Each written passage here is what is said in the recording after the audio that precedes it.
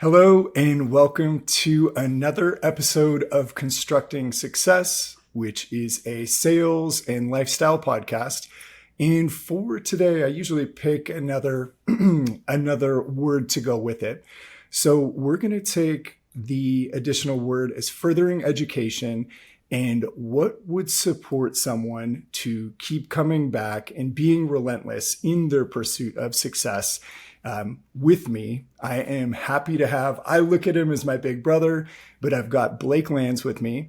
And Blake, do you go by president or co-founder? What do you say for L&L? I don't know. I never really care. We don't title our emails or anything, so I like that. Yeah, whatever anyone wants to call me. Okay, so we'll call him one of the big dogs at L&L Builds. And L&L Builds does real estate development and has taken Western Washington by storm.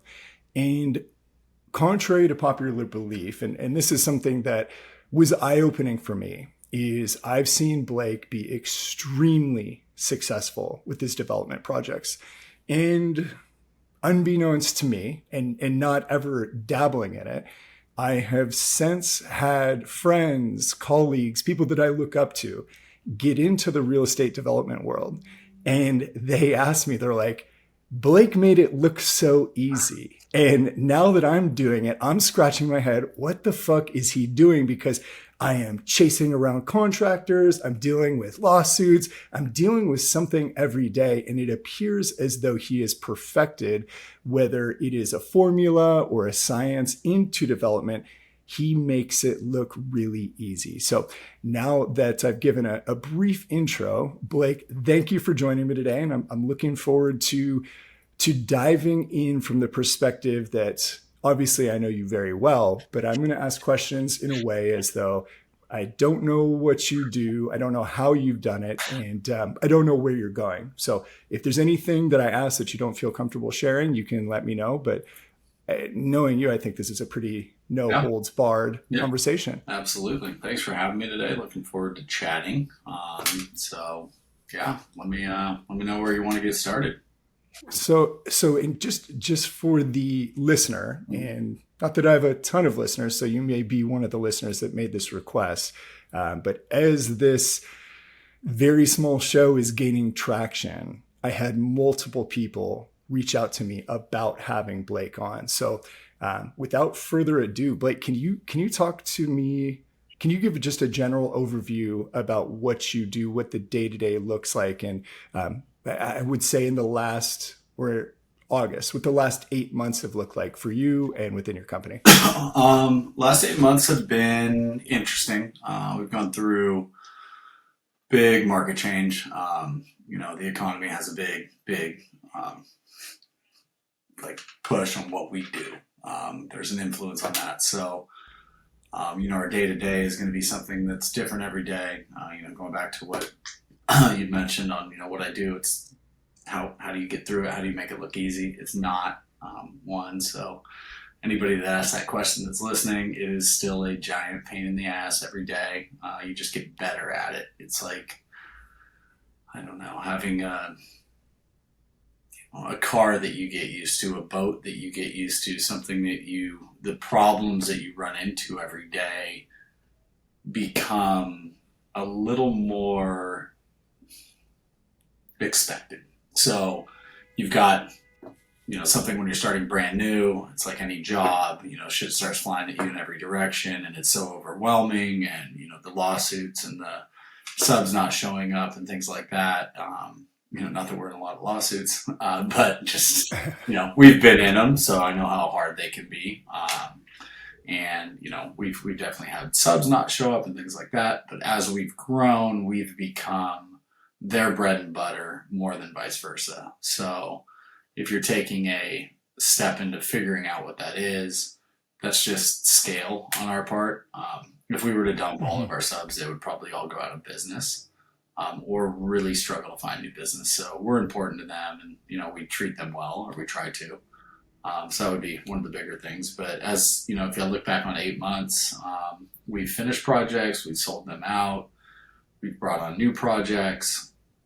we bought new projects, we're developing them. So, in the grand scale of things, what we're always doing is feeding our pipeline. Hmm. So we quarterly go through our WIP, which is our work in progress, figure out where we're going to land, what we have coming up as far as project flow.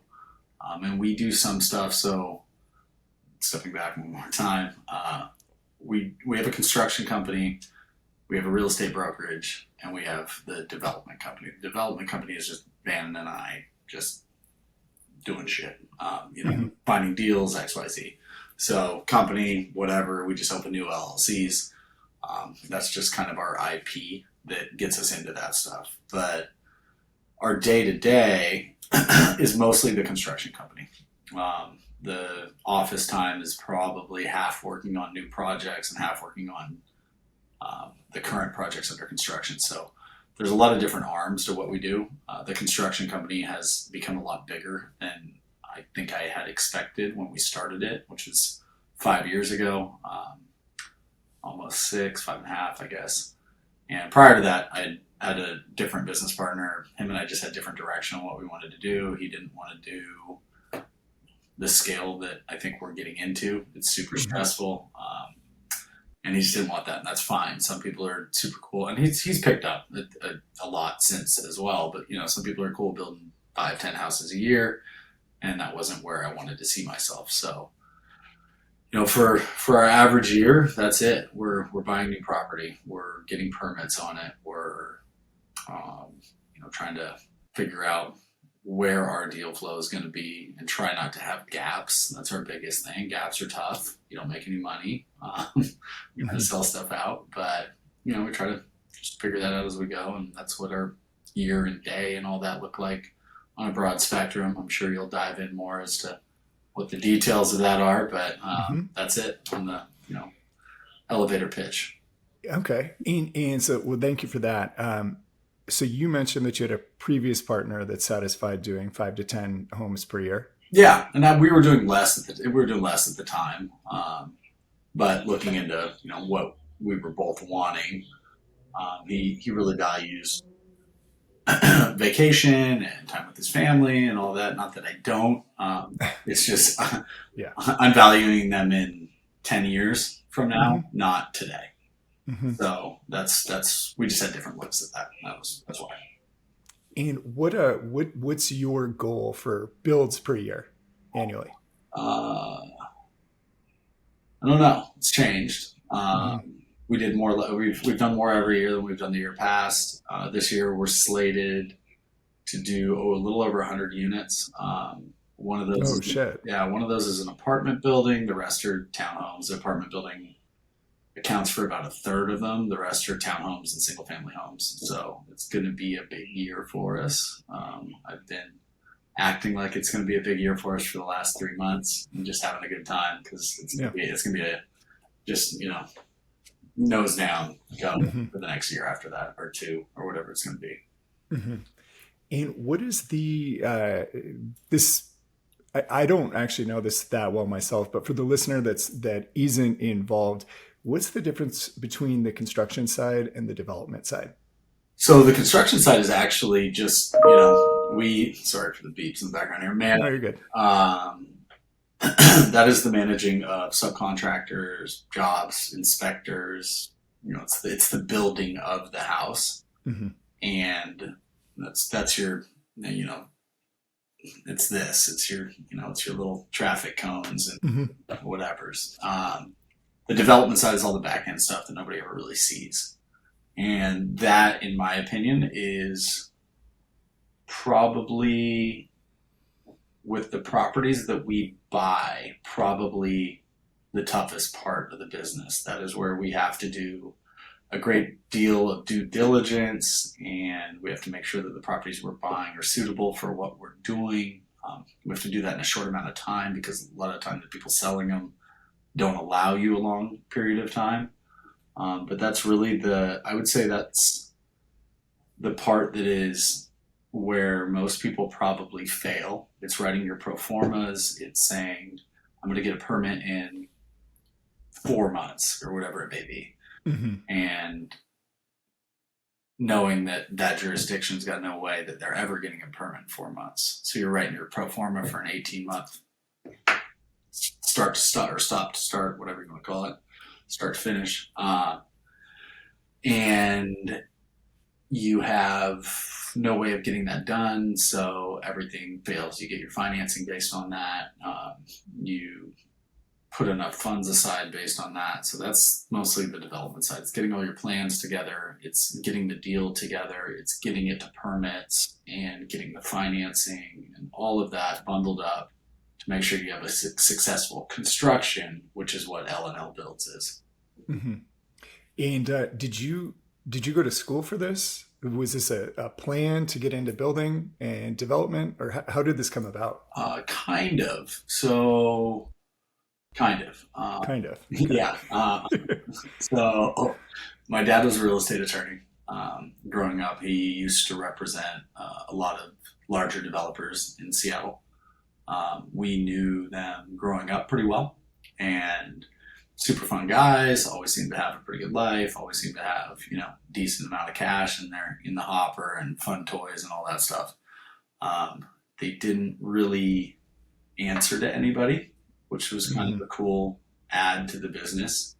And they got to build something, which was really neat. When I was a little kid, I wanted to be an architect. I thought that was going to be the coolest thing in the entire world. Frank Lloyd Wright was like this cool, awesome person. That was like what I wanted to be. Most people want to be a fireman or a cop or whatever it was. And what was the name that you said? You said Franklin what? Frank Lloyd Wright. So, Frank Lloyd Wright. Super famous architect. Yeah, like one of the most famous. He's got a house that's got a river running through it and all that stuff. Super cool stuff. Okay. But that was like what I wanted to be when I was a little kid. So I went to school and didn't really know what path that was going to take. I was a mediocre student in high school. I was a very good student in college. I wouldn't say, however you want to classify how a student is, I guess, but I scored well in college. Mm-hmm. I got a finance and economics degree in college, which I figured could kind of push me into whatever it is, and it has. It's very much helped how I think. I don't know if I know anything from high or college that I've pushed on, but it's your thought process and knowing how markets and things work. Yeah, that's powerful. That thought process. Extremely, and the other is just the finance side of it. I was always really good at math, so all the numbers of all this stuff make a lot of sense. That's one of the bigger parts of the development side of things. Okay. So that's what I did. I worked for a construction company. I went to school in Las Vegas, worked for them there.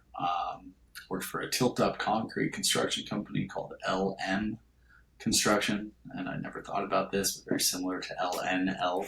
I was going to say, where'd you get your idea from? No, I should not. I still speak with the guy who owns that company. He's awesome. He was a great mentor. I hear you talk a lot about your mentors. He's an excellent one. What's his name? Larry Monkarsh. Larry Monkarsh. Yeah. Thank you, Larry. Yeah. Thank you for supporting Blake's mindset and for helping him get to where he is today. Yeah. I reap the benefits of this, so I personally thank you. Awesome. Selfless and helping and things like that, which is great. That's awesome. But yeah, worked for him, came back, worked for a bank. It was a private bank, hard money lender in 2006 when I graduated college. And then it was 2007 and 2008, and they went out of business, and I went out of a job, and then I used some of the skills that I had kind of going after their business or not going after, but helping it with their distressed assets. So they had properties that they were getting back that were in terrible shape, so I would go rehab them or whatever needed to be done to them to get them to a point where they were marketable. If there was a slight cutout in the audio, this is a really good example of why I have Blake on today. And someone came in and had questions about something that they were not able to do without Blake. And this is a really, really good illustration of why I have to pick his brain, because the management aspect. So I know Blake well, and I'm around Blake often. And if you know Blake, you know that his phone rings constantly, no matter what. So this is great because we're talking about, yeah, it's hard. We're talking about this, but we make it work. But shit happens regardless. So when you're running into these hiccups, these stressful things, and things that'll make your cortisol elevate in 1 second, how are you able to keep this going and just keep things looking so smooth? Because on the backside, what people don't see is you are, for lack of a better term, I'll use a different term. It seems like you're herding semi-intelligent cats at all times that know how to do things to a degree, but anything outside of that box or anything outside of their wheelhouse, they get completely confused. So what are you doing on a daily basis to keep your mind in check? Because that's stressful, what just happened. I guess I would say the thing that happens on a daily basis is just the ability to turn stuff off. So there was a long time ago, I had a episode where I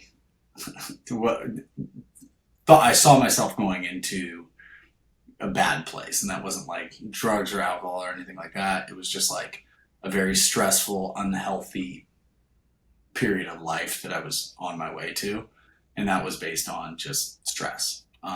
So I had like a massive anxiety attack, and I thought I passed out, fell on the floor. Could have been driving, could have been operating a machine, like all sorts of stuff. Luckily, I was sitting at lunch, but his phone's just blast, blast, blast, blast, blast. Mm-hmm.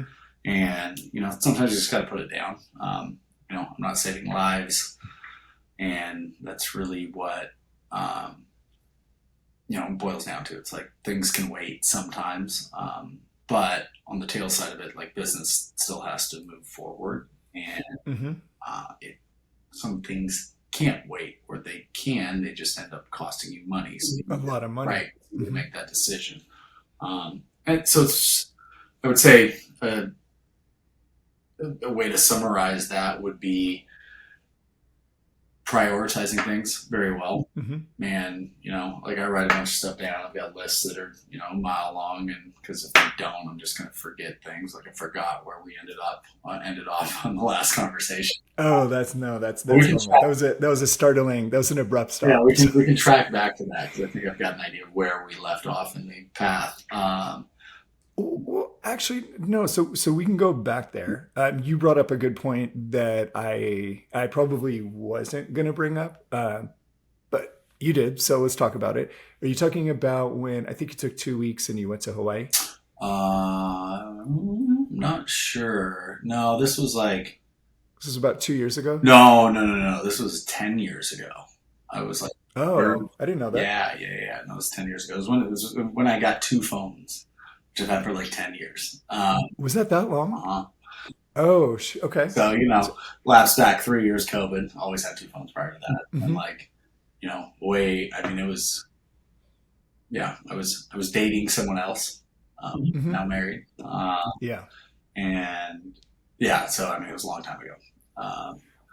What was it that you saw that you didn't like the path that you saw you were going down? What was that? It was just being too available for the wrong Mm-hmm. reasons. And when it's not giving someone the ability to solve their own problem.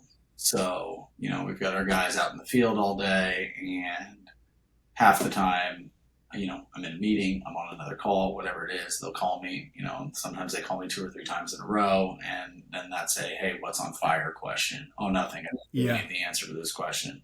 And then I just hang up. Okay. Because what they're calling for isn't important, and they made it really important. It's like, right. Not, it's your emergency is not my emergency. Right. Thing. Your poor planning is not my emergency. Your inability to exercise your brain is not my emergency. Right. And that's going on job sites. We really stress that. It's like, have you exhausted all the options that you have?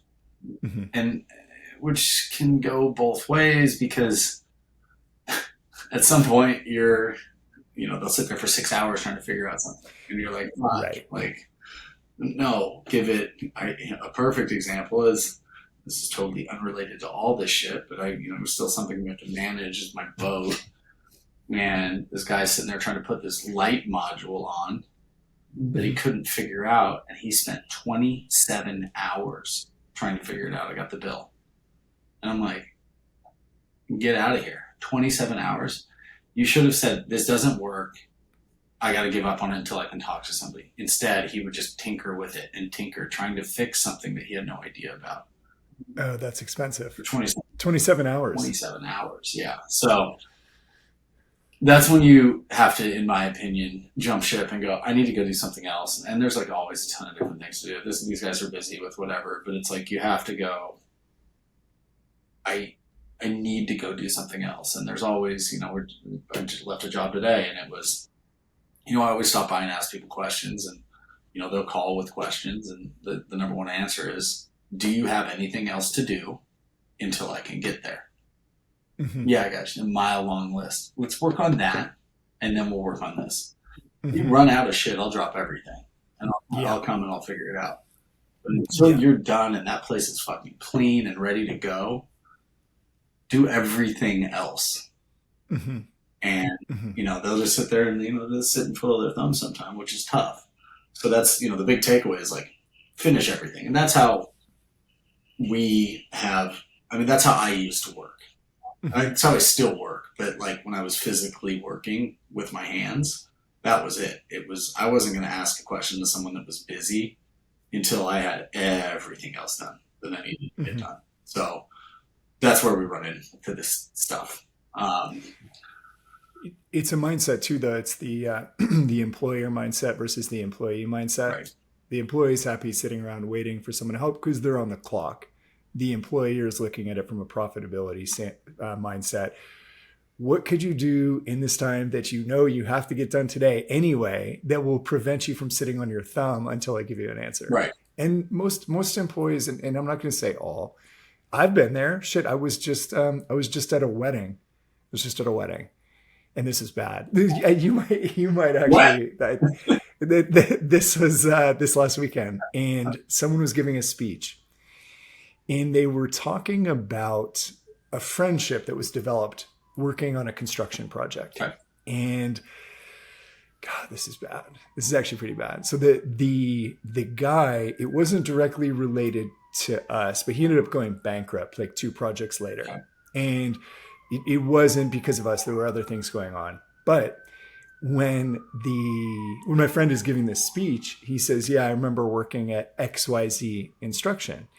And during this time at XYZ Instruction, Kyle was this one guy. Kyle was lifting the heavy stuff, digging ditches, sweating his ass off, busting his ass.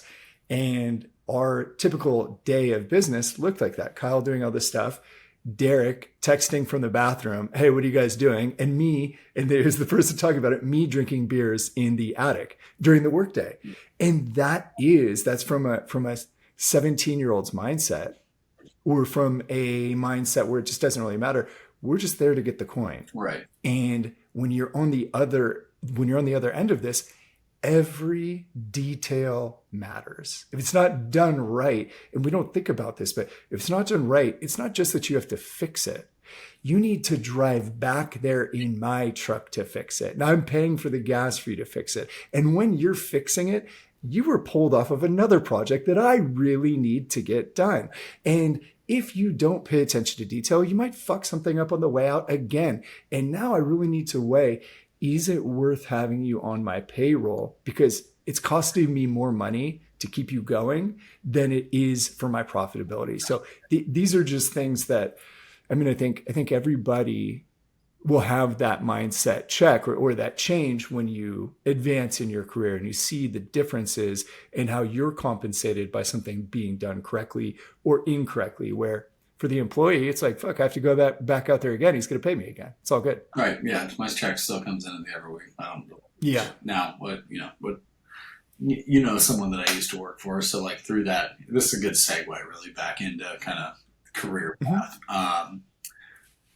And I'll just Cliff's Notes it because it's going to be easier. So get out of that bank, whatever. There was nothing to do in the industry. So I took like this job, that job, whatever to do whatever I could to make coin. So cool. Yeah. Perfect segue into, I guess, where I went with someone that didn't let you make, hell, you could make all the mistakes you wanted. You just wanted to shoot yourself at the end of the day.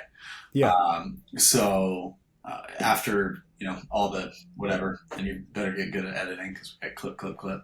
Yeah, we're good. All right. We're good. So, after that, there was just like 2008, that sucked for like everyone. And then, we jump into just a whole different realm of anything I'd ever done. I'm like, fuck it, I got to make some money. I got to figure this stuff out.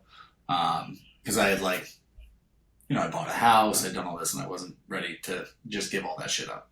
Mm-hmm. So I went to work for a friend and did mobile notaries as part of what I was doing when I was like getting into the development. So I would do, mobile notaries all the time. So I got my notary license, which you need like a pulse and 2 friends. And then that's not true. Yeah, that's not true. You need a pulse and 2 friends to get the notary license. You need pretty good attention to be able to understand what goes into that. Oh, 100%. You really need to pay attention. Yeah. No, I'm talking about the actual stamp. Yes. Yeah, no, to get the stamp. I don't even know if you need a pulse to get the stamp. Yeah, that's probably true. You can probably fill it out for someone else. Weekend at Bernie's. Yeah, exactly. So, anyways, went to work for this friend, and it was a tough learning curve, but one thing was that was it. I was there to make money, and it wasn't an employee thing. Everyone was 1099. It was like as many as you can get done in a day. That's how much money you're going to make. So I would do on a busy day like 12 to 16 of them, and on a slow day I'd do like 8. And and this is a mobile thing. You're driving around doing all this stuff, and to give some, I guess just perspective on what was normal was like 4 to 6 or 7 in a day. Mm-hmm. And I wasn't willing to do that. I'm like, fuck this. I'm going to go make cash so I can not do this anymore. Mm-hmm. So I did it pretty heavy for probably 18 months and then trickled off when I went to go work with, I guess, my buddy. Had enough stacked up. I was doing that. I was trying to get deals together. And just kind of like rolled into the construction side of it. We got a couple jobs, built some houses for some friends, did some stuff on our own, lost some money, made some money, blah, blah, blah. But the thing about the notary stuff, which is kind of where the segue went, was if you fucked up, you had to go back out. Yeah. So yes, you weren't getting paid though. You're losing money when you got paid per finished stack of paper. Mm-hmm. If it wasn't finished, you may have to drive out to Graham at 11 o'clock at night. Yeah. Or wherever. It may have been on Bainbridge or whatever it was. And that was tough because you're like, oh fuck, you're getting up at 5 in the morning, you're calling these people all embarrassed, like, hey, I fucked up. I missed something. Right. And it's like, it was usually something dumb. It's not like it was like this shady miss and they come, sign, and leave 2 hours out of your day and you lost the opportunity to do anything else. Yeah. So, I've been to 2 golf tournaments in the last 3 weeks, which is about as much golf as I play in a year. And missing the opportunity sucks. So like everyone at those golf tournaments is pumped to be there. They got the day off work, they're golfing, they're drinking beer, they're doing this, that, and the other, and that shit sucks for me. I hate golf tournaments. I like the people that I hang out with there, but I'd rather do it at 7 o'clock at night. For sure. The golf tournaments are a massive suck of your time. You can't really do shit while you're doing it. You can't be on your phone. I mean, it just sucks. Mm-hmm. So if anyone here is listening that I work with, thank you. Don't invite me ever to a golf tournament. Yeah. Not fun for me. Baseball games at 2 o'clock on a Tuesday fucking suck as well. I just don't like going to that stuff because my weekends. Mm-hmm. I'm pretty much, I kick it. All right. So we were talking about golf tournaments. Don't invite me. Mariners games on a Tuesday. Thank you. All pass. I prefer to kick it with my friends at 7 p.m., not during the day because of opportunity costs. And then we went to and you know my weekends. Yeah. I kick it. Yeah. And that's where we were. The weekends I have fun. So Yeah. that's the light switch. It's it. I'll still work on the weekends a little bit, but it's not the Mhm. priority. As it shouldn't be. Everyone needs a break. Yeah. Sometimes shit get neat. That's why I have two phones. I'll go check it every couple hours. Like again, there's no emergency fires or anything like that. Mhm. So, I guess long and short of it is basically, there's that's the other mindset as you were talking about. You've got people that are just so excited to not have to work, and I think that's where you take this why in the road in life is like you got to figure out a point where you're going to go left or you're going to go right, and you're going to be the guy that is the person that, and we have a guy right now that works for us that's like awesome, and he's taking the why in the right direction, and I've talked to you about him before. Mhm. And Yeah, for sure. he doesn't have the mindset of like, I'm gonna go take the day off so I can go do this, and like or like whatever, I got this ability to not work for the day. Mhm.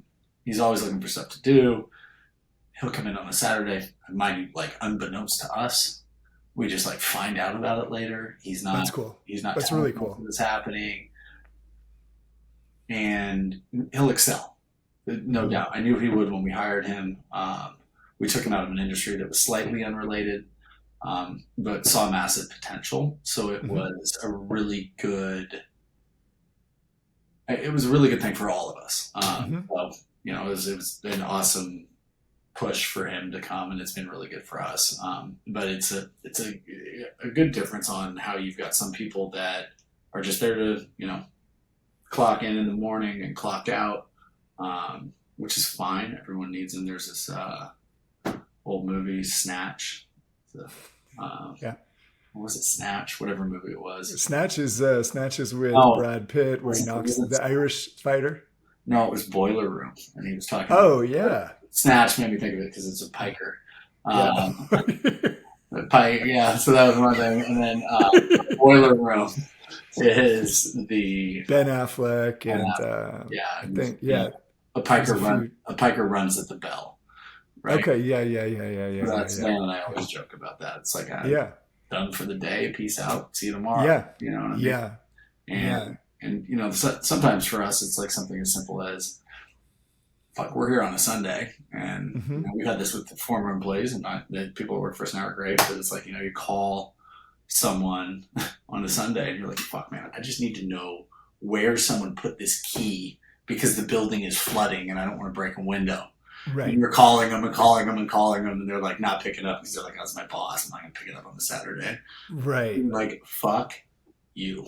Right. You could have saved me a window, a lot of time, a lot of stress. Yeah. Like, well, it's right here. We moved it. We changed the code, whatever it is. So something, it's like, and Dan and I have a lot of respect not to call people and fuck up their weekends.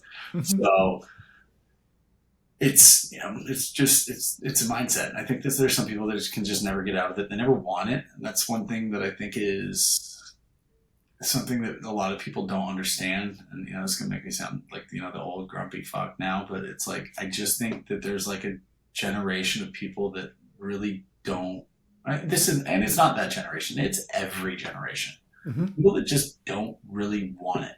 Because as you were talking about, like it looks easy. Absolutely not. I am stressed the fuck out all the time. We borrow a ton of money, and we have to get our jobs done on time, or else the loans come due. That is a massive burden on us. Could be like extremely damaging. Yeah. And so we, continue to push forward and, do these things because what I see an early end. And that's part of the reason why I do it. But, some people are happy doing 30 years at Boeing, getting their pension, they get it's steady. Yeah. And it's, there's a lot of time when I was younger that I didn't get to do a lot of the things that a lot of my friends got to do because they had a steady job. I couldn't buy the house I wanted to buy at the time because my income's like this.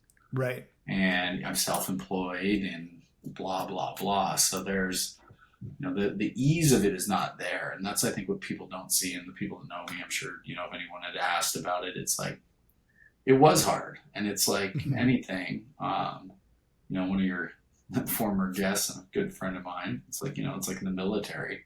Mm-hmm. You get knocked down and it's just, you got to keep getting back up. And some people just don't have the tenacity to keep getting back up. And, you get knocked down a lot. There's a lot of times when we were, have been doing this, you're like, God, is it worth it? And yeah, and I think it is. Mm-hmm. And you get past these, it's like you're hiking through the mountains forever, and you get on the peak of the next one and you look up and go, oh shit, there's another one. But it's like this flat land for a while, or maybe it's downhill till you get to that and you're like, this is pretty good. Mm-hmm. And then the next mountain's maybe bigger, maybe it's smaller. So that's kind of sometimes they're a lot easier and sometimes they're a lot harder. It just depends on the project. Mm-hmm. So I've got a quote for you because this is perfect. And I just talked about this on the last episode, and I hadn't heard of this person before. He's brilliant. But have you ever heard of Alex Hormozy? Mm-hmm. Okay. Yeah. So he is brilliant. I didn't like him when I first saw him. John had talked to me about him, and I'm like, nah, dude, that guy, I just didn't like anything about Alex. And the more I listen, he's brilliant. But what he said, and he's been extremely successful, is he said, whenever I get to a low point where I think, why do I even bother? I just try to remind myself, this is where most people stop. And this is why they don't win. And it's that mindset that if I just keep pushing, some other motherfucker is going to fold. Yeah. Period. And it's just having the wherewithal to just one step at a time. I'm not looking 10 years ahead. I'm looking just what can I do today to make sure I finish this day successfully. And when you're talking about the difference of, people that are okay clocking out and having a salary, they don't understand it. And it's the greatest gift.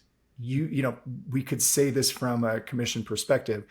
You don't get paid until you deliver. And from the small mindset where someone could say, well, he made that much on that project. Well, guess what? Life's expensive when you're doing cool shit. Yeah. And the better I do, the more I do. And I want to keep up with that. And when you have that shift of, I have to deliver, even if you want to take a step back and go from a more minimal standpoint, and I am fortunate that I deal with this. I don't get paid unless I deliver. I don't get food unless I kill. Like that's my experience. And because of this, I mean, it is stressful, but I've come to love it. That's why I work so much more, is because I am running my own. I work for someone else, but for all intents and purposes, I run my own business. Yeah. And if I am not the best I can be, I am going to go hungry. And so I stay later. I stay longer on calls. I do more research because I am seeing the profit side of it. And without delivery, I'm fucked. So anyway, that was just a quick stance off what you said. Well, it's what you're saying too is good, because it's like sales is, I think, a really good example. And I've never really been in sales, but I know a lot of people that are, and I understand how it works. My brother was for a long time. So, I think there's a flawed system in it to some extent for high performers. Like medical sales is one of these. They're like, all right, cool. My quota was $1 million this year, and I blasted. I got $1.5 million. Everyone else was at $800,000, though they didn't get quota. Clearly, you're fucking better than they are, right? Yeah. Like now, if everyone was at $1.4 million and you were at $1.5 million, whatever, big deal. Like new quota is $1.5 million. Right? That's the new goal. But if you blew everyone out the water, you guys are still running a 5K. Like it's everyone still ran the same race. It is right. What it is. You just are faster. Right. So don't make you run 6 next time everyone else is running 5. Yeah. And I think it's a flawed system in that from a managerial perspective, because the guy that blew his quota out 150% is going to blow it out 180% next year anyways. Yeah. He knows he can do it. He wouldn't have blown it out 150% to start. It's just how people are. And it's like, I know plenty of people that are in sales. They hit quota. They go on vacation. They're done. They clock out the same way the guy that got done at 5 p.m. did. They're fucking done for the day. They're done for their quota. They're done for their quarter. And they're on vacation. They're golfing. They're doing this. They're doing client presentation, like whatever, right? They're done. They're not selling anything anymore. Because they made as much money as they wanted to make for the year, and that was it. Yeah. And that was the goal. And it's not about the goal. It's about getting it. I mean, hell, one of our friends you know well, Brian, Mhm. not voting Brian, finance Brian. Yeah. He's Um, he's one street over. yes, Not even one street over. well, not anymore. He's gone. But Okay, right. yeah, I remember years back he'd asked me a question. He's like, "What's your goal?" And I'm like, "It's X." Hmm. He's like, "Okay." I'm like, "What?" He's like, "Until you get there, and then it's going to be X plus Yeah, whatever."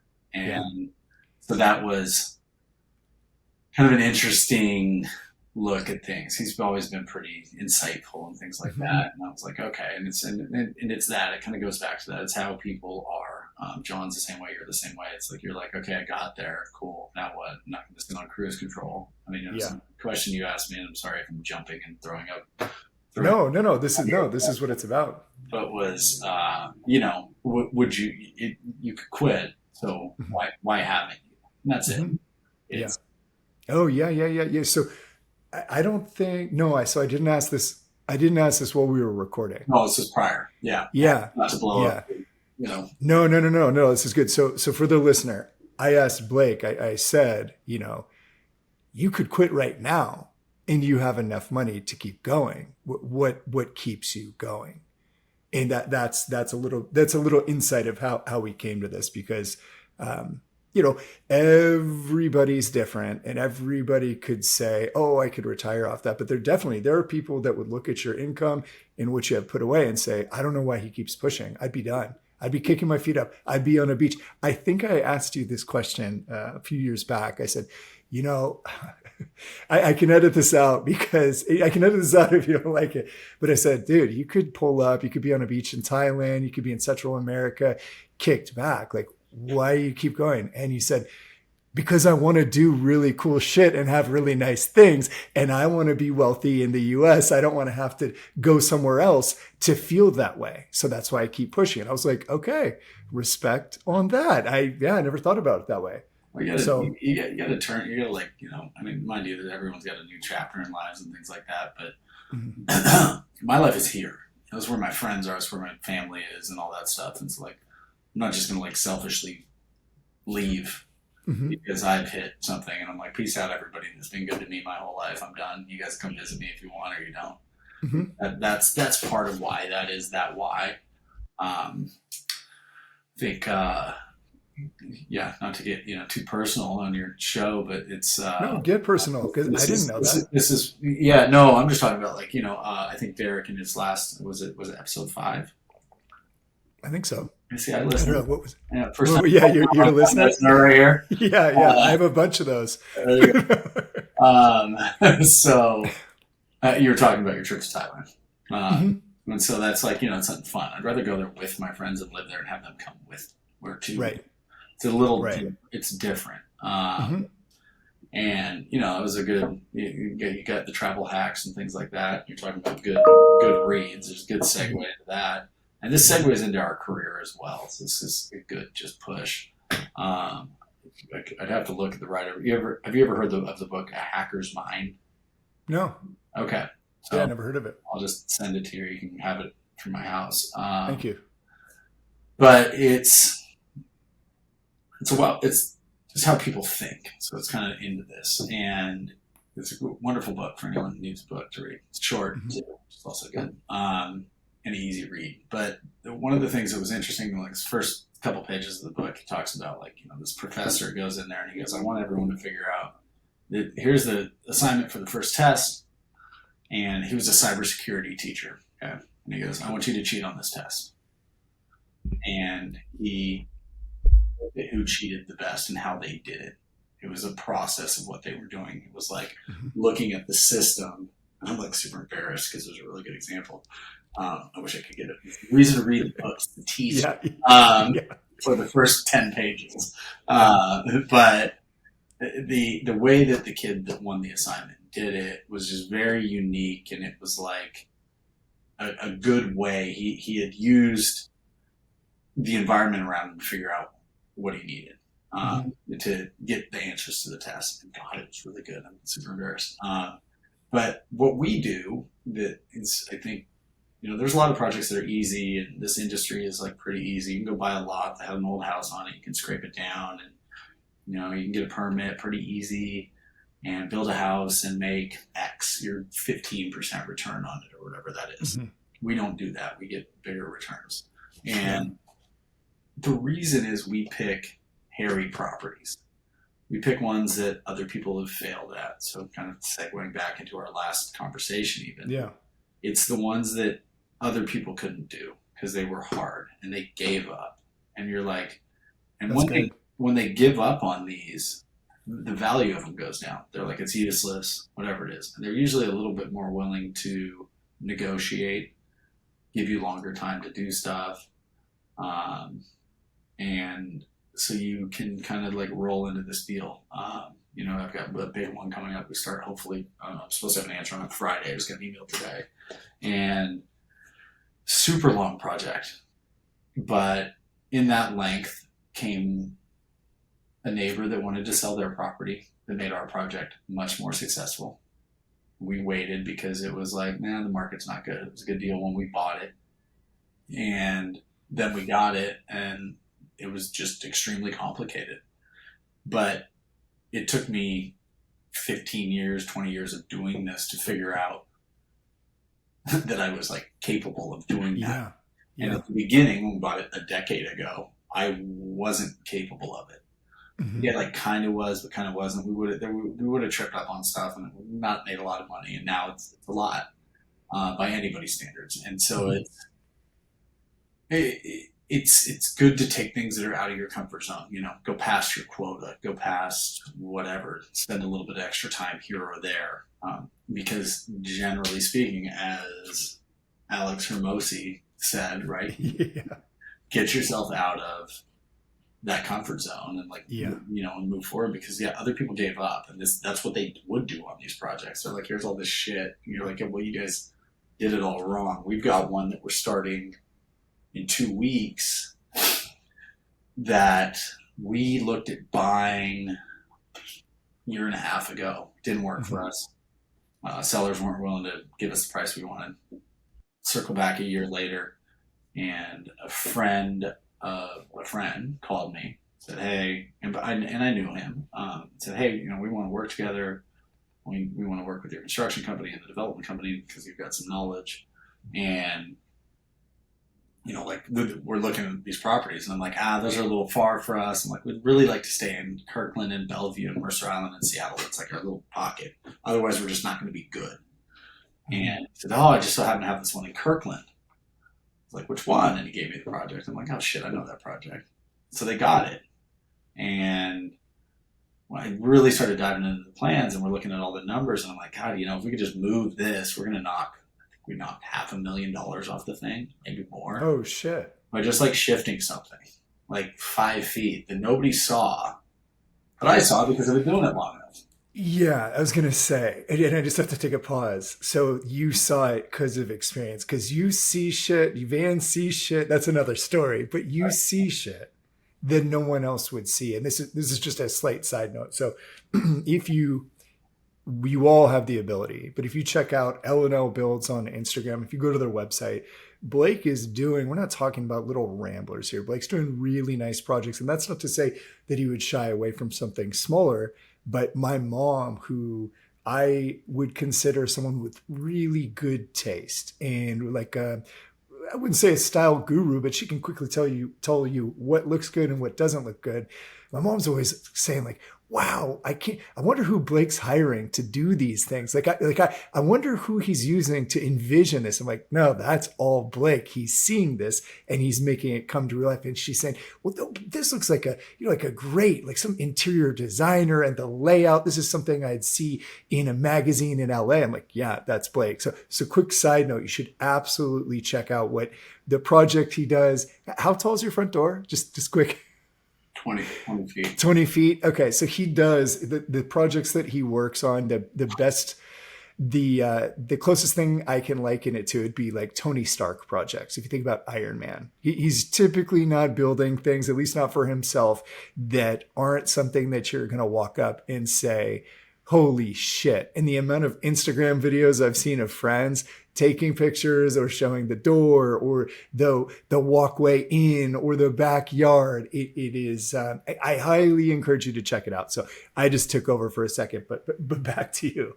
So you see things differently than other people would see them. So anyway, the one thing I'm picking up on, there's many things, but your ability to see things differently or to see things that other people can't see or don't have the experience to see, that's been a big factor into your success in in more profitable projects, making more money. And I think you said you moved one thing 5 feet and it was about $500,000 difference. Yeah. Something like that. You made a move. Yeah. I think, in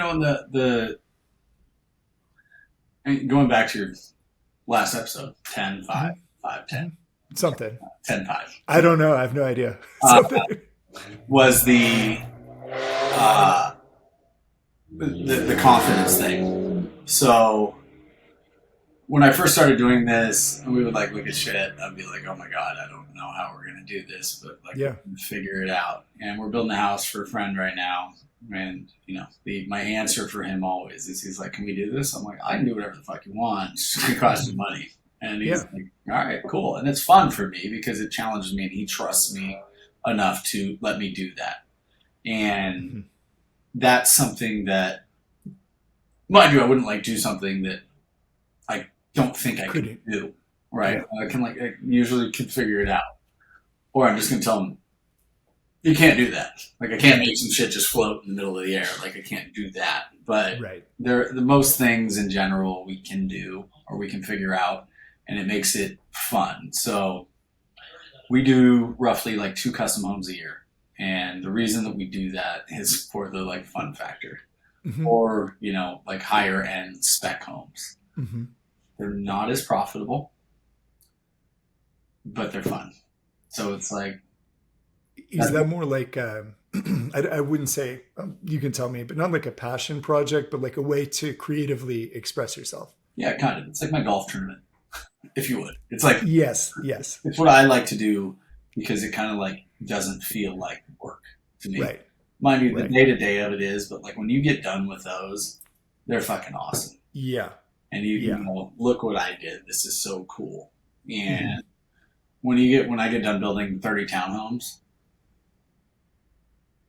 made a bunch of money. Right. But it's not, you didn't get to do as much creative flair. You didn't get to do everything. That's more like how can I squeeze the most profit out of this versus how can I make something that's really cool? Right. And and the hardest part is this is a generational thing. And this I wholeheartedly agree with. The product that we deliver on our like entry level homes, the expectation is that they're getting one of our custom homes. They get in, I don't like this flooring. I'm like, I don't know what to tell you. You bought it. It's LVP. That's what you get at this price point. Oh, it's just ridiculous. You wouldn't have done hardwoods. I'm like, you could have, but then you couldn't afford the house. So like, when I was 26, I thought it was bullshit. I couldn't drive a Ferrari. Yeah. I couldn't afford it. Right. So, the knobs were plastic and shit like that. Right. So that is my like PSA to younger people is, you'll get there if your expectations are real of what you get. It's, when you go to McDonald's, you're going to get a cheap cheeseburger. When you go to, John Howie, you're going to get a real nice one, but you're going to pay for it. Right. And, it's like one of my favorite restaurants around here is Ascend. I think it's just a cool place to go. It's beautiful. The food's good. And the biggest complaint from people is like, oh, it's just so expensive. I don't think the food's worth it. I'm like, you're not going for the fucking food, dude. The food is good. But the food is good. We've been there together. The food is good. The food is good. But you're not paying for the food. You're paying for the food and the service and the atmosphere and all that shit costs. You can't hire shitty waiters and a shitty chef. And, your cleaning crew can't be garbage. It's like everything that makes that happen makes that better. Now, if you go to Denny's, the bathroom's going to be a little dirty. The service is going to be kind of whatever. The food's going to be overcooked because it was sitting in the heat thing for too long or it just wasn't that good of food. You may get a stomachache at the end because the oil's dog shit. Right. It's just, you get a different experience based on where you go. You get what you pay for. You get what you pay for. Yeah. And it's, that's, I'm sure what you preach and all the stuff that you do is you get a different process based on what you're paying for. You know, it's the guy that's getting I don't know, widget A sold to him versus, it's enterprise software. It's like, yeah, dude, the guy's going to kiss your ass a little bit more when you're buying $2 million worth of shit than, you buying ad space on Zillow. Like, it's just a different experience. You don't get to go to the suite for Beyonce or whatever it is. Right. So a good example, of that is, and I use this pretty frequently. I hope you haven't had this experience, and hopefully the CEO of this company doesn't come after me, but everyone knows their dog shit. Have you ever flown with Spirit Airlines? No, I have flown one time. I was on the East Coast and I was flying from Baltimore, which that's not a place you want to hang out either, but Baltimore to somewhere else. And the reason I went with that ticket was maybe it was $30 cheaper than another one. It was just like a quick trip, a connection from somewhere to somewhere else. For that $30 that I saved, I had to pay for water, peanuts. I basically had to pay for a seatbelt. I definitely had to pay to bring every bag on, and I didn't have a seat assignment. Like if I wanted to get that, I would have paid for it. And when I fly with Alaska all the time, and they're not the cheapest, but I know I've saved more money by being able to change my flight and bank the fare. I know I've saved more money because of my loyalty to them. I'm always in premium or first class, and they're a little bit more expensive, but they don't have the same issues that other airlines have. And I could absolutely save a little bit of money and go with the cheap route, but I can guarantee I'm going to be there later. I might get in a fight on the plane. I might get in a fight while waiting for it. If you're waiting for Spirit Airlines, the boarding area, that's a step below Walmart, in my opinion. Like, this is not a place you want to be. So I prefer paying for what I get. But it's funny, the biggest complaints, and when you see these viral videos, they're not coming from Delta. They're not coming from Alaska Airlines or JetBlue. It's Spirit or Frontier. And it's because you're paying a lower amount to be with people that want to pay a lower amount, that then complain that the seat doesn't recline and there's not safety, whatever. And it just is a lesser experience. So back to what you're saying. Yeah, it is. The irony is rich that they're frustrated that they didn't get the marble countertop when they paid for the plastic. It's right. Like, well, what did you want the house or not? You have a roof over your head. It's built well. It just doesn't have the finishes you thought you'd get. Or and no sneak there. You just had different expectations on your own. I don't know what you were thinking. Right. It's it's like this is what we sell. And like a lot of what we sell is a Honda Accord. Mm-hmm. Yeah. Accord's a great car. Yeah, we just also make Bentleys. Right. So right. And you can buy anything in between, and we can do it for you. Just money. Yeah. Well, you're talking flying experiences, and I know your show from listening to it. It's not a podcast. What is the show? It's a show. Podcast, yeah. I'm still figuring that out. So the experience, and I heard you talk about like the travel hack of going down to LA and stuff like that, which is good. Yeah. But the experience, like I fly out of Painfield every chance. Oh my God. I still haven't done it. Oh my God. I need to do it. You want to talk about like the chaos, and my house, it's like Equinox and whatever. Yeah. You're about the same. It's really not that much different. But the biggest difference is, and this is what made me think of it, all the heck people who, people of Walmart, if you would. Yeah. Yeah, it is. And it's when you get there, there's 2 terminals, or whatever terminals. Yeah. The planes. And you get 2 planes there at once. That's it. Security's nothing. It's like, cause there's only 2 planes worth of people. 2 there. gates. That's what it is. 2 gates. One terminal, 2 gates. Yeah. 1 terminal, 2 gates. Sorry. So you have 2 gates. There's nobody there is stressed out because they even if they were running late, they pop right through security because shit, there wasn't another flight for 40,000 other flights right then. Yeah. The second you walk in there, the energy level is like calm. Yeah. So if you're stressed out about getting to the airport or flying stresses you out, fly through Painfield because you get there and you're like, shit, man, I got here 2 hours. That was dumb. Mind you, I never get to the airport 2 hours early, but my last flight, it was a 6 a.m. flight, and I left my house at 5 a.m., and I had time to get a coffee and a sandwich. Yeah. Once I got in. Relaxed. So And I was like, and I was not stressed one time. You know, you pull up, you park like across the street, like literally like across 2 lanes from the front. You walk through security, you do their little check, you bust it through, and you're done. And if God forbid you were late for your flight and it were going to take off and they haven't closed that door yet, I guarantee you they're going to wait for you. It's a different feel. It's a different feel, and the people around you all that way, and so there's no like high anxiety. So it's like it just changes your whole like vibe rolling into flying. Mm-hmm. And SeaTac it's a big airport. It doesn't suck by any means. It's just big. It's just big. There's a lot of people there. It's like if you don't like it, it's the equivalent of going to Benaroya Hall, which is like for people that aren't here, like a small venue in Seattle that's very nice. It's the ballet. I think it's the ballet. Ballet orchestra. It's like fine arts is, I think, what they would encompass. A comedy show here or there or whatever. You can go kind of see whatever you want. Some people do stuff. Small show, 1,000 people or less. Mm-hmm.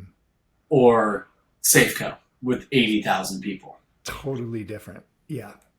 Stressful. You're going to get bumped into. Someone's going to spill something on you. You're going to wait in line.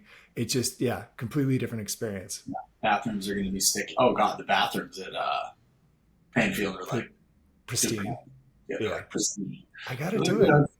Yeah, you should. I mean, you should fly Pain to LA. It's so easy. Yeah, you're getting on for a while, but so don't park there, but just cab up.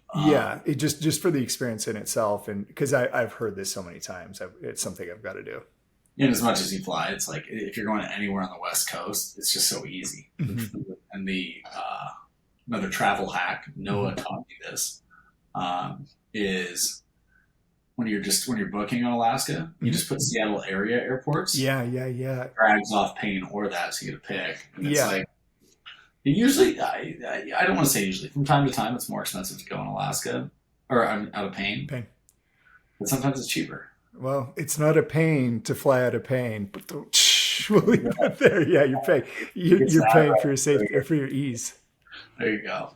No, but that's, I mean, and taking, that, as it all kind of comes back full circle, taking like certain stresses out of your life that are super easy, I think is probably, where your friends have mentioned, it's like, oh, Blake makes it look easy. That's probably the big part of it, is taking all this shit that I can take out of my life simply because I can't take out the stress of my job and all the shit that happens. That I can't, but I can take out as much stress as I can at home, on my weekends, when I travel, all that stuff. And that's why I don't really like the golf and stuff like that. I'm like stressed out all day because I should be doing something else. Yeah, I hate that feeling. Yeah, and I'm like, I have no passion for this. Like, I like golf's fine, but like, it's not. It doesn't. The juice isn't worth the squeeze for that. And if you can eliminate your outside stresses, you're not going to be as freaked out when you get to work, because it's like you just get back from vacation and your flight was late and this was going on and blah, blah, blah. Sometimes you just can't help that shit. And also, like, if you can't help it, like, let it go. Yeah. And try to be as nice to people as humanly possible. It can be tough. I work on that every day. That's something I have to practice every single day. And it's a good thing to practice. I mean, generally speaking, most people are like good and they want good for you. And sometimes they just do shit that's what you would think is so simple to figure out, they can't. And so, like, step back and go, hey, maybe what we see, they don't see. And Van and I talked about this the other day. So we do like offering memorandums, right? So we'll take on investors on some of our projects, and we just give them like a data dump. It's like, hey, here's the numbers on it. Here's a pretty little picture of how this all works. If you were to give us X in this many years, you get X back, or months, or whatever it is. But we're reading it as, you guys have been doing this forever. And then we give it to a doctor or a lawyer or a sales guy, whoever, tech guy, whatever it may be. And they're like, what the fuck is this? Yeah, what does this mean? I don't understand it. And I have gotten really good at the beginning, like years and years ago. I'm like, I don't understand how these people don't get this. It's simple. These are numbers, and math is like one of the hardest things for people. Yeah. And now it's more, why don't we walk through it? I understand that if you're an engineer and you just sent me a bunch of engineering stuff, I'd be like, I'm so in left field. I have no idea. Mm-hmm. It doesn't make you dumb. It just makes you not understand. Unexperienced in that realm. I look at it like this: trying to read it could make all the sense in the world, but trying to figure out someone else's spreadsheet in Excel is like almost impossible sometimes. Yeah. Because you're like, what did you? Yeah, do? what formula did you put in? How is this supposed to work? Yeah. You can drag into each one to figure it out, but like it's easier to just ask the guy. Yeah. You can get a good look at a T-bone. Sticking your head up a bull's ass. Yeah. Yes, this is very true. This is very true. That's a Tommy Boy reference for all of you that think I'm a sicko. Yeah, no, Tommy Boy. That's it. Run that back. I actually need to watch that again. Someone brought that up recently to me, and I was like, it's been too long. I need to watch it again. Yeah, it's a great flick. So, well, it's love movies. Yeah. Sitting at home and watching dumb ones. Yeah. So. It can take the it can take the sting out of life when you lose yourself in a movie or you lose yourself in a comedy, especially for that hour and a half, 2 hours where you forget about other things. I don't know if you do this, like, side note, but this is just conversation. I haven't gone to a movie since prior to COVID. And I've gone to 2 recently, and I struggle to watch movies at home. I'm on my phone, something comes up. The last 2 movies I went to, I was fully engaged. It changed the experience. And I think that I'm going to, as much as possible, see movies as opposed to trying to watch them at home. I do the movie a disservice. I miss too much. I zone out and whatnot. But yeah, being in the theater, that brought back the almost like childlike wonder of going to see a movie. Like I was immersed in it, and I really enjoyed. I was surprised at how much I enjoyed what I saw. Yeah, it's the last one I saw was the new Top. That's what that was the one that brought me back to theaters. I saw that, and I was like, "Fuck, that was amazing!" Like how have I missed this? It was good. And I think we saw one other one after that, so I think I'm on your same boat. But yeah, these are just like you just sit there. Other my daughter, but there's they take your attention away from a ton, and what I couldn't avoid earlier, but what I have been able to avoid is like, as I know you do this, put your phone on Do Not Disturb. Yeah. And you check it out later. I've got my computer on Do Not Disturb. The emails are still dinging through, but that is what it is. Mm-hmm. And being able to do that at night is a big thing. That's, again, with the 2 phones. It's like being able to like totally just, and I never thought about this, but like if you're doing something, so it's a good takeaway for me from this, is if you're doing something with people, if you're with the people you want to be with and everyone's there, nothing else matters. Yeah, leave your phone in your car, do whatever. And when I go out on the weekends, I do that. I go throw the phone in my bag in the boat. And like the only one I have is like, which I should just do on my iPad, is just music. Yeah. And you're where you want to be, with who you want to be with. I'm like, I don't need to be a secretary for myself right now, answering texts and this and that don't matter. So it's like, enjoy where you're at. And don't bring your phone with you. If you're at dinner at someone's house, I think it's really rude. Mind you, I've done it. Same. And if you're watching a movie, even if you're with somebody and you're like, you're on your phone, you're not watching the movie. So what's the point? Right. And they're super great tools, but I think that they're like really bad for people too. If they're used improperly. You've got like this television with you at all times. So. My takeaway for the day is just put the shit away. Yeah. Yeah. So, about what you said, and this is, I should find the article, and if you care, I'll share it with you. But I saw an article about 2 years ago. So my phone screen, you've got a daughter, it's different, but the back of my phone screen, it's black. And I keep everything really well organized. Actually, my phone's in black and white right now. The color attracts your eyes to it. Instagram's not fun to look at in black and white. So I set it to grayscale. It just takes my focus away from that. But this is the most powerful tool that we have on Earth right now that's accessible to everybody. And we have changed the way that we use it to where we now work for our phone. And if you don't take off your notifications, there's always an update. Hey, rate us. Are you enjoying the app? New special, new savings, Uber, 15% off if you do this right now.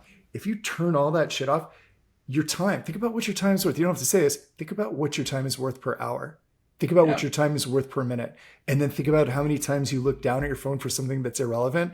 Add that up over a year. Knowing your time, you probably spend a fuck load of money just looking at your phone. I think I would agree. I think the hardest part about it is not even just the look. It's if you're focused on something. Like I've gone into my phone to do something. I'm like, oh, I gotta get a hold of this person. And something else. Fucking email pops up. Yep. And I'm like, oh shit. And like grab it. I'm like, I don't even know what I was just doing. Yeah. Yeah. And it's like, I'm like, and it was very important enough that I stopped what I was doing here to look at there. And now I haven't done it. Yeah. And so I think that's wonderful advice, is just rip the notifications out. Rip the notifications out. Everything is so real time. And it's like, some people are just extremely impatient. You don't get back in 5 minutes and they think that, you're dead or something like that. But after a while, it's any behavior you start to teach that you're just not accessible immediately. You still have to have phone calls on, I would imagine. Well, yeah. Yeah. So that's a good question. So I have my phone on Do Not Disturb right now. And I do keep it on Do Not Disturb most of the time. But when I take it off, the only thing that will make my phone go off is a phone call. If you email me, nothing. If you text me, nothing. There's nothing that will happen other than a call. And I said it that way because I naturally check my email. I don't need a notification. I probably check my email every 45 minutes to an hour and a half. If you couldn't wait 45 minutes or an hour and a half for the response, you would have texted me. And we're going to use this, I check my text probably when I have my phone, every time I have it, I'll look at it. So it could be anywhere from 30 minutes to an hour and a half. If you had something so important that you need a quick response, you're going to call me. And that's the only way to get a hold of me. And people will, especially if you set something like if you put a rule in place for your employees, like, you can get a hold of me at any time, send me a text. If I don't get back to you right away, go ahead and call me in case of an emergency. And when you put that wording in, dude, call me anytime in case of emergency, the calls will go down. And you're in a different world because it's an emergency to them. But I agree with you, though. No, it's just setting their expectations. I totally agree with you. It's, let's define what an emergency is when you're calling. Yeah. Is that really? Because it's going to take a while. It's like, is this really an emergency? Well, no. And then we go back to, are there 90 million different things other than this that you can do right now? Right. Yeah. And then I know if you're calling me that I got to go, oh, hey, shit, this is real. Yeah. And, there's something going on. My wife is a wonderful example of this. Like, she doesn't. She'll text me and she'll wait 9 hours for me to get back to her. And it's not like, what were you doing all day? It's like, you were clearly busy. Yeah. And if she needs me, she'll call my work phone. I mean, she obviously has both numbers. So it's like, if there's something going on, that's that. Yeah. Yeah. But, she doesn't take advantage of it. When people do, it's the boy that cried wolf over and over again. You're like, okay, yeah. Well, you mentioned, you had someone that called you 3 or 4 times and it wasn't really an emergency. They just burned that opportunity. And now you know that if they're calling 3 or 4 times, it's probably not a big deal. And they could have a building on fire now. But you're like, last time it was circuit breaker was flipped. They blew me up, something like that. Well, maybe if the building's on fire and they cried wolf enough, then they can figure it out on their own. Yeah. Guess why? If the building's on fire, they can call 911. That should have been their first call. Yeah. It's like, I'm not going to be able to do anything anyway. So there's the vast majority of things that I can do, I can only do because I've exhausted all the outlets first. And I just sat down and figured them out. And, we've got, as you mentioned, there's so many resources now. It's like, shit, I can Google it. I can try to figure this out. I mean, when I first started building houses, I'd never done it before. And I'd worked on construction sites, but I'd never built a house. And I'd sit there with the inspectors and they'd be like, oh, you need to do this, and that. And I'd be like remembering all the shit. And the second they leave, I'd like write everything down. Yeah. And then I'd go look it up. Yeah, I go, oh, yeah, I want that. I'm going to go get this. Hold down. I'm going to go get this. And I'm, strap this. It's like, there's like all this stuff I just didn't know. Yeah. And it's like, oh, okay. And then you learn, but you have to listen to learn. And, that's where. That's a hard skill for most people. Listening is hard. No, I got it. And you're like, you don't. Are you sure you got it? Oh, yep, no problem. Cool. Then they fuck it up. Yeah. If you don't do it right, are you fired? Is that fair? Because you got it. Yeah.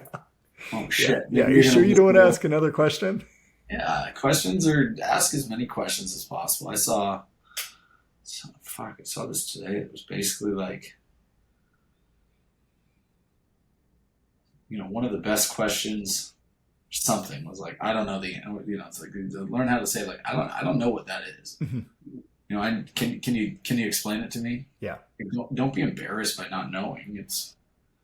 We're talking about with the investors and stuff. It's like, don't be embarrassed not knowing what our industry terms are. I listened to you and John talk, and you guys have all these acronyms and this, that, and the other. And it's like, I wouldn't be embarrassed going, I don't know what that is. No. Yeah, sorry. What's embarrassing is when you agree to something that you don't understand, and then you're upset that it didn't go the way you thought it would because you just didn't want to raise your hand and say, wait, what does that mean? I know I signed for it. I know I agreed to it and paid for it, but I'm a little upset with the results. It's like, what? You told me you were ready to go. Right. Then you're in a pickle. Yeah. Yeah. So there's a few things we've talked about, and I don't want to miss this because I think this is important. So when I'm going back, so I met you at the age of 9, and that would make you were 12 at the time. And I remember, we're talking about building, we're talking about ups and downs and this and that. There's a valuable piece here. So you won the award in high school of most likely to be an unemployed millionaire. Yes. And that it's you're self-employed. So this has come true. So why would that have been, what would have been the signal that would make your peers think that way, to vote you in that way?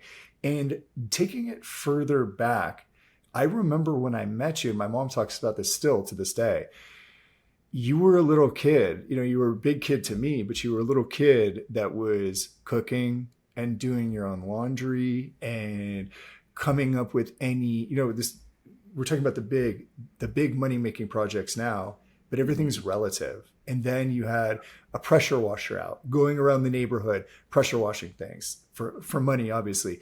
Anything that you could do to make money. You were pressure washing, I think this was you were pressure washing docks, like in an inner tube, spraying the sides down. What makes you tick? Like, where was that? That is nothing short of a hustler mentality. And now that I'm thinking about it, I'm thinking about the car washes, like where Uncle Ike's is now, running those. You always have your hands in a few different things. And these aren't, for the people that said, get Blake on, man, he's killing it, which I hate that. I actually hate hearing that. He's killing it. It's the most overused thing. But when you see this, not everyone has seen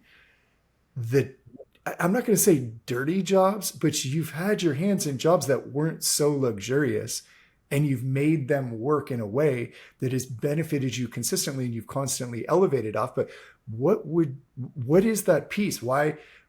I wouldn't have been doing laundry at 12. Unless I had to, but what made you tick in that way? Well, one of them was that I had to. So that was one necessity. I could have been the stinky kid, but I wasn't. So yeah.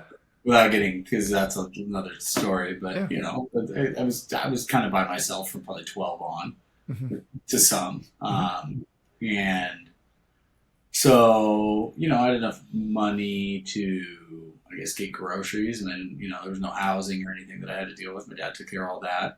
But like anything that I wanted to do outside of that was on me. And so, and he was working. He was a single dad at the time, and I lived with him full time. And so I just, he was out doing his thing, and he was probably home one day a week, and he was at his girlfriend's at the other 6, 5, whatever it was for that.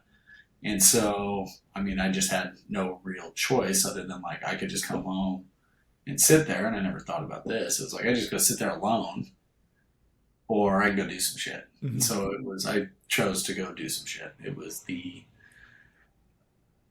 I had tools to be able to do it. I'm like, all right, the first one I did was like lawn mowing. And, Mm-hmm. I just walked back and I'm like, all right, I just walked, 3 miles to this person's house with a lawnmower. This is extremely inefficient. Let's see how many routes I can get. So I just knock on people's doors on the way back. Go, hey, I'm mowing lawns and, I can do this for you. I can do it right now. I have time for some. And, at that, I would just continue to do that and get different people. And, then that was how, then I bought a pressure washer. And then it was like, you go out and drive around and try to get as many people on the pressure washing as you could. And, word gets around like anything, and businesses take a long time to grow. But what made me tick with it partially was necessity. And I think the bigger thing that I see a lot of people struggle with that have been given a lot of things is the like joy that you get from doing it on your own. And mind you, it'd be super nice to I've never had to do anything, but at least at that point I don't have to ask anybody for anything that I do. Yeah. And I've seen people have to ask like, hey, I can't buy that car because it wouldn't look good. And I'm like, oh, like, and just like to the family, or there's like trusts and things like that. And they're like, oh no, we can't have fancy cars. It doesn't look good. Mm-hmm. And you're like, oh, that's crazy. Just from an optical perspective, like they just don't want. Yeah, it's like, oh well, they can't. It's optics, right? Mm-hmm. And they're just afraid to do it. Like they've got the money, but they're doing it, and someone goes, that's a really irresponsible purchase. And you're like, well, It's my money.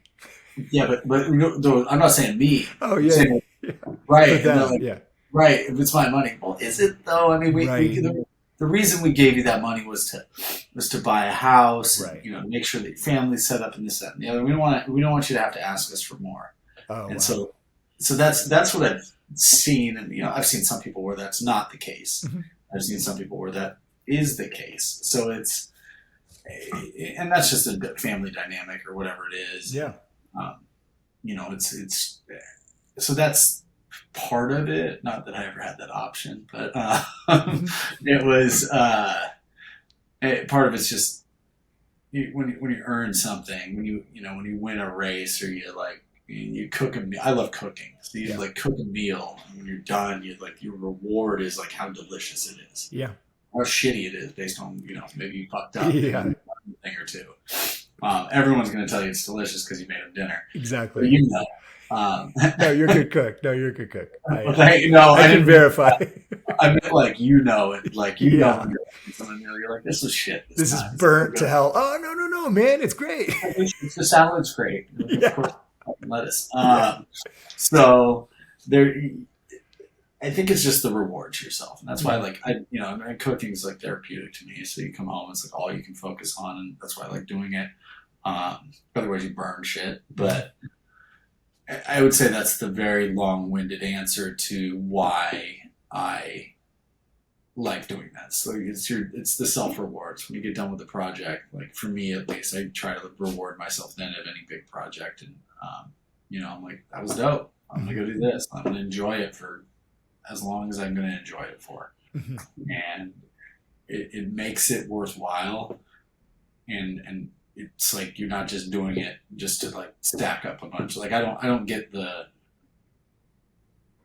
the old rich guy that still drives, and this is everyone's got their own shit, but it's like the old rich guys with $5 billion, but still like Warren Buffett, right? You like still drives like 1970 whatever, and you're like, but why? It's a really good point.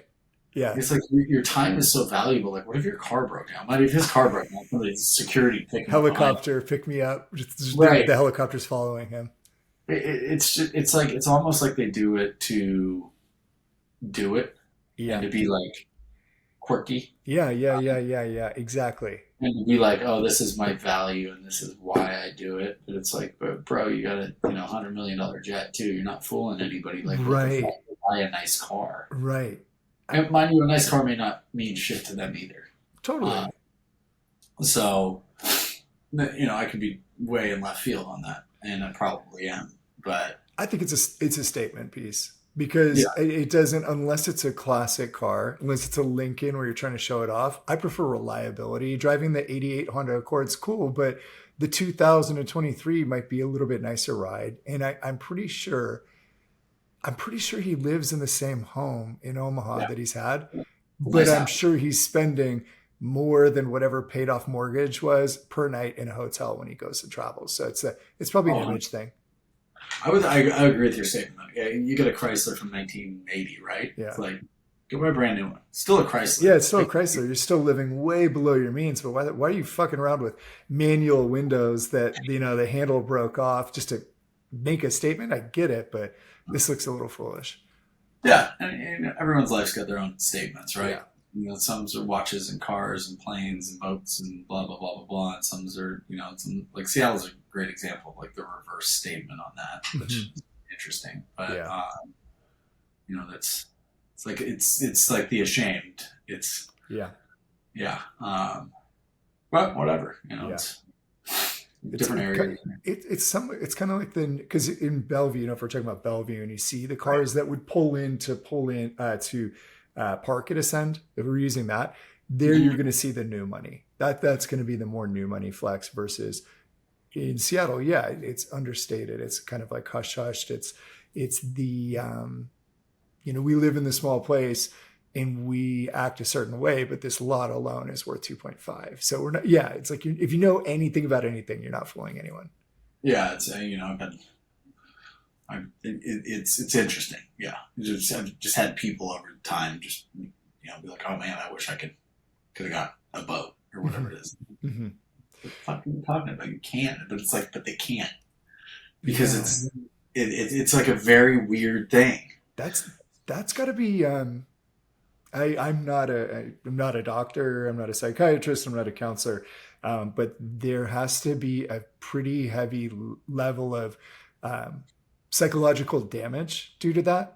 Because on one end, you're successful and you're doing these things, but you recognize that you're still a little kid with an allowance. And it looks bad for you to use your money the way you want to use it because it really isn't your money to begin with. Right, And you spend that it all on candy instead of lunch. yeah, yeah, yeah. But it takes away from ownership. It takes away from just self accomplishment, feeling accomplished. Because if this tip wasn't here, or if this platter wasn't here, then what? Then Right. where would I be? So I think that could definitely have some psychological effects of not accomplishing anything.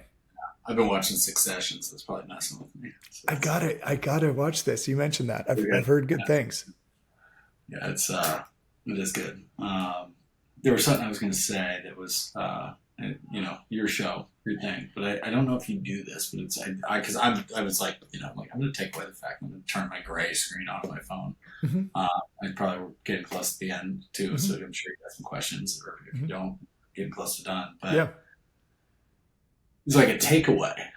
So like Allie and I do this. It's like every day, we go, hey, what was something that you did today that was like great, right? From me to you, whatever it is. Mhm, It's small thing, big thing, whatever it is. But at the end of your thing, it's like, hey, what was not that there's probably not a lot of things, but what's the one thing you're going to take away from the show and you're going to adapt in your life? And, you mhm, probably take it from your people that you interview. And then, we can take one from you too. mhm. But it may be a good closing. Oh, I've got it. Oh, you do? Yeah, I've already Have got I it. not heard this? What? Have I not heard this? No, no, no, no, no. Oh, no, no, no, not a question. I've already got my takeaway from Oh, from got it. today's show. Yeah. I was So like, wait, I'm like, you already do that. no, no, no, no. So sometimes I'll do it in different ways, but no. So my takeaway from this conversation, this is very valuable, and it's circling back on a discussion you and I had last week pertaining to Matt Murray. We were talking about his Yeah. success. Yeah. So the goal, not even the goal, but what's happened here, what I'm looking at is the silver lining of getting myself into this podcast is it's going to be 52 episodes, and it's going to be 52 episodes with people that I think have a decent judge of character, but people that I deem as successful in some role, some way, or someone that I'm impressed by. And I was getting a little bit bored because the one key ingredient to success is you just don't give up. I keep hearing that. Just don't give up. Things are going to change. Things are going to be nasty. You just have to keep going. What we talked about today, and it's reframing. Sometimes you have to hear things in a different way for it to register for me or anybody. But when you said the reason that you've been part of the reason that you've been so successful in development is that you go after the big, hairy, sticky projects that no one else wants to go for. Yeah. That's just like Matt Murray calling on the high people that no one else wanted to call for. That's just like the guy who only talks to the hottest chick in the bar because he knows no one else is going to go for it. So this extends on pushing yourself and being uncomfortable. But this is a takeaway for me is go for the things that no one else is willing to go for. Van said this to me a long time ago. I actually, I might have it in a text that I saved because if you're listening, I'm just pointing this up, but I am that sentimental guy. And this was I've got it here. This is a really, really, really great message from a mentor. And Blake, I look to you like a mentor, but you're more like a brother. In this message, this was something that changed. This changed my mood. It changed what I was doing. It changed what I was going to move forward with. And I was in a situation where I was really unsure, kind of like you're saying, I'm figuring it out as I go. I wasn't sure what I was going to do. And I'm going to have to paraphrase here a little bit so I don't reveal too much. But this is a message I got, and I think I was out of the country. Okay. And I was out of the country 15 hours ahead. So we'll just give a little bit of detail to where I could have been. But Derek, if anyone can get this going, you can. Tap your resources, be efficient, and you'll crush it. There's no doubt it's a ton of work. It just depends on whether it's worth it if it's worth it for you for the money. Just make sure you're afforded the luxury of paying independent reps because that could be a great channel. You can pay folks such as blah, blah, blah, blah, blah, blah, blah, blah, blah, and they will help you with the early lifting, but they'll be relatively inexpensive. Remember that the X dollar signing bonus is only because they won't guarantee you a 2-year ramp up. If you hate it or you can't get it going, you'll be compensated at blank per month, and you could always give back the blank as a windfall. What fun is life without challenges? And remember, you're there for a reason. They've gone through how many morons that couldn't do it if their lives depended on it. Know your worth and believe in yourself. And that was before, and I keep this with me. That was before I took on a huge, I was going to print it up. I keep it on my phone, but that was before taking on a huge, hairy, dirty, nasty opportunity that no one else wanted to touch with a 10-foot pole. And getting into that, I am so grateful for the experience. I learned so much about myself. I got my MBA while working, it's essentially. And yeah, so that's going to be my takeaway here is, if something looks nasty, if something looks difficult, if no one else is going to do it, if you believe, there's projects I'm sure that you wouldn't touch, but just in general, go for the things that you think are slightly out of reach. And you always have a little bit more in the tank, and you're always capable of another thing. So that was my takeaway. I don't know if that's what you're going for there. No, that's totally it. And I'll tap on that too, which is like, this is like the cliche, do what you love, it's never worked, blah, blah, blah. But which, like, I wouldn't do what I do if I didn't get paid. There's no doubt. But I would build like a house a year. Mm-hmm. If I knew that I could I wouldn't have to make a ton of money to do it. Put it like that. Just for like the art of it. It's as like a hobby. So the challenges that come with all that stuff, like as as we build homes, and I wouldn't do production stuff, but like I really do like getting through the challenge. It's like, I like puzzles and I like all that stuff that is like a hobby. Like that's fun stuff to do. I like figuring shit out. I like taking stuff apart and putting it back together. So like that's what we do also. And so money aside, do some shit that like you actually care about. Yeah. And you will be successful and it's not because it's like, oh, if you care about it, it's going to be the easiest thing. It's not that. If you care about it, you'll continue to do it. It'll give you the reason to get past that shitty point. Mm-hmm. That's, I think, where that comes from. It's Yeah. not, it's like, oh, it won't be work. No, it's going to be work. It's just, it's worth it. It's the guy that's at the gym that wants to get big, right? Mhm. He's like, I'm not going to stop at 185 on the bench. I'm going to keep going because like Right. that's my, I want to like, I look great, but not me particularly like that. But it's like, you know, you're like, you look great and you could keep going. But it's like, you're doing it because it's like this passion to you. Yeah. And you can see where people have a passion for things. They're not doing it because they're like trying to get money. They're like, you can see it in their eye. And some of them flop though, and that's totally cool. But they're like not even mad that they flop. They're like, no, it's totally cool, man. Like I don't give a shit. Like I just had so much fun in this journey, and it's interesting. No, that's perfect. I just in this last episode we were talking about this again, but with the journey, we get so fixated. I struggle with this too. We get so fixated on the end goal, I forget that I'm in the journey. The journey's the fun part. When you finish, like we were talking about, the goal moves. When you get to the end of it, what's next? And I can speed past that and get frustrated, but the fun times, the exciting times, that is now when you're going through it. And once everything's complete, it's nice that you finished it, but that's not the highlight. The highlight was the battles that you went through. So I think that's a great takeaway. And you just take it a little further. The guy in the gym, majority of them, they're not getting paid. It's very few bodybuilders that are making money. He's in there because he loves it. He likes the way he feels. What'd you say? Don Reno, good example. Don Reno. Yeah, major shout to Don Reno. I think, God, he's got to be 84, something like that. Something like that. 85. Yeah, dude's in the gym every day, 2 hours a day. His mind's sharp. That's a good example.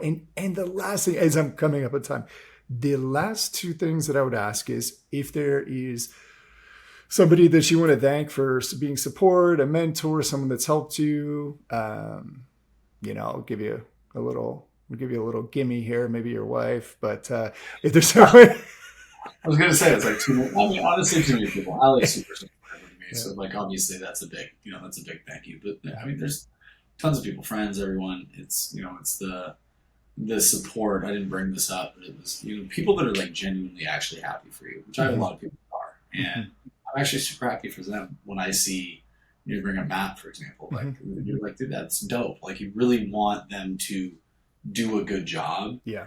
And there's not like the hater shit or this, that, and the other. It's just some people just have the inability to be happy for people.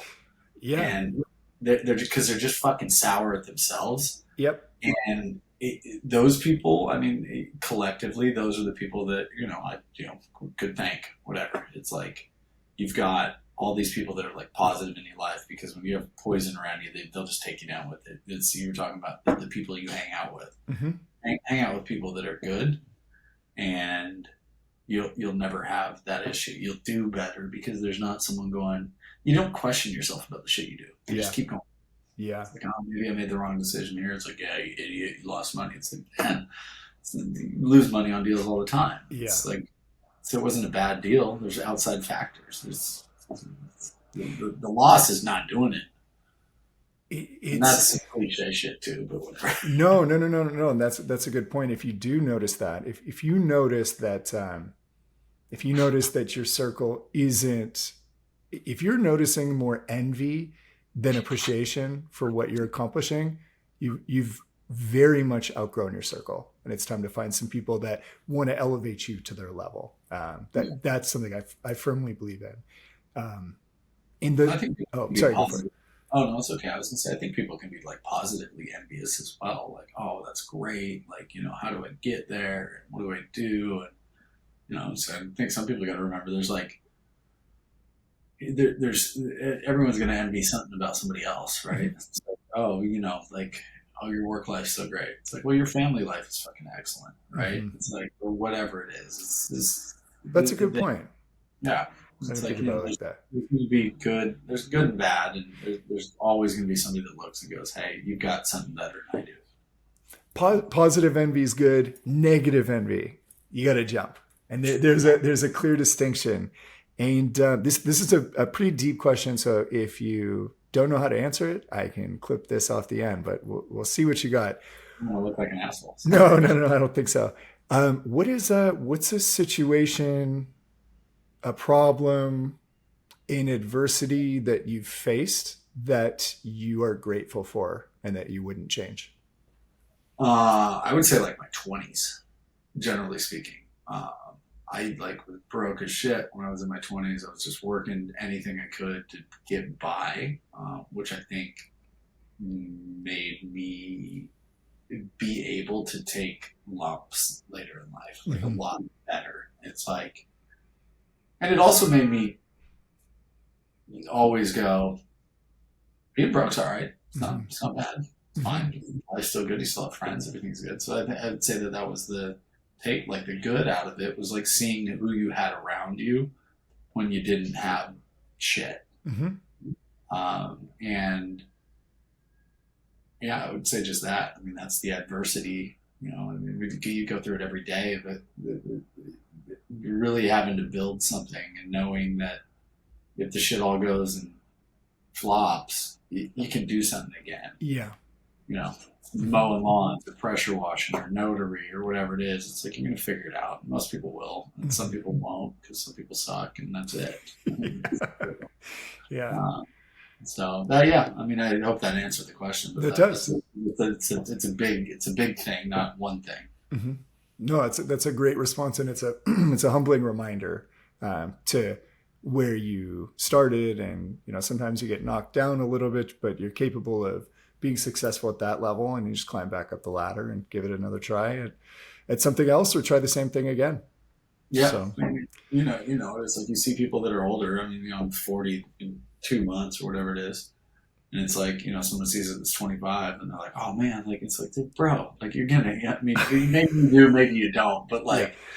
you're not going to get there tomorrow. Right. That's it takes work. And Yeah. if you work and like, and you take some risks, you're going to get there. So, yeah, it's, that's the bigger thing. Don't skip steps. Do not skip steps and appreciate the journey. Yeah. There you go. Take away. Yeah. Well, thank you very much for coming on. I'm sure at some point there will be a round two. I am positive at some point there'll be a round two, one way or another. I really appreciate your time. If you want to follow Blake on Instagram, it is LNL, as in the letters, LNL Builds. And you can find him there. There's incredible work that they're doing. And then, I don't know, are you on LinkedIn? I think you are. I think you are. Blake Lanz. So Blake, Block A, Lanz. And you can get a hold of him there. And if you have any questions for me, don't hesitate to reach out. It's info@constructingsuccess.fm. I could relay any messages. And as always, I appreciate the feedback. So as your host, Derek Baer, I'm going to bring this to a close. Blake, thank you and enjoy your evening. Thank you for having me. It was a good time. Cool. Take it easy. All right. Take it easy. Bye.